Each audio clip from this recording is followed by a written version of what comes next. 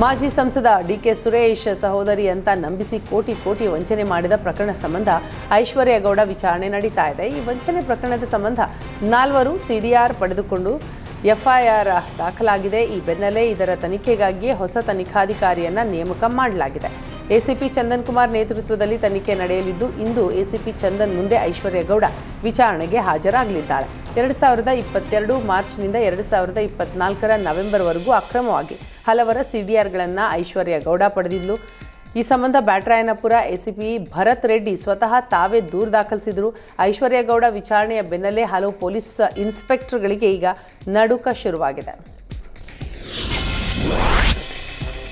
ಕುಂಭಮೇಳದ ಸಂದರ್ಭದಲ್ಲಿ ಪ್ರಯಾಣಿಕರ ಹೆಚ್ಚುವರಿ ದಟ್ಟಣೆಯನ್ನ ಸರಿದೂಗಿಸಲು ಹಾಗೂ ಪ್ರಯಾಣಿಕರ ಅನುಕೂಲಕ್ಕಾಗಿ ಮೈಸೂರಿನಿಂದ ಲಖನೌಗೆ ಏಕಮಾರ್ಗ ವಿಶೇಷ ಎಕ್ಸ್ಪ್ರೆಸ್ ರೈಲು ಓಡಿಸಲು ರೈಲ್ವೆ ಮಂಡಳಿ ಅನುಮೋದನೆ ನೀಡಿದೆ.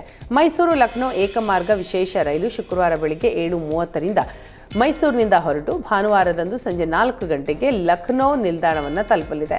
ಈ ರೈಲಿನ ಪ್ರತಿ ನಿಲ್ದಾಣದ ವೇಳಾಪಟ್ಟಿ ಮತ್ತು ಟಿಕೆಟ್ ಬುಕಿಂಗ್ ಬಗ್ಗೆ ಹೆಚ್ಚಿನ ಮಾಹಿತಿಗಾಗಿ ಪ್ರಯಾಣಿಕರು ಅಧಿಕೃತ ಭಾರತೀಯ ರೈಲ್ವೆ ಜಾಲತಾಣಕ್ಕೆ ಭೇಟಿ ಕೊಟ್ಟು ಅಥವಾ ಸಹಾಯವಾಣಿ ಸಂಖ್ಯೆ 139ಕ್ಕೆ ಕರೆ ಮಾಡುವ ಮೂಲಕ ಮಾಹಿತಿಯನ್ನು ಪಡೆದುಕೊಳ್ಳಬಹುದಾಗಿದೆ.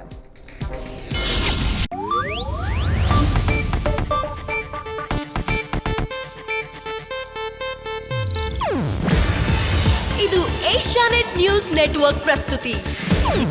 ನೀವು ನೋಡ್ತಿದ್ದೀರಾ ಏಷ್ಯಾನೆಟ್ ಸುವರ್ಣ ನ್ಯೂಸ್.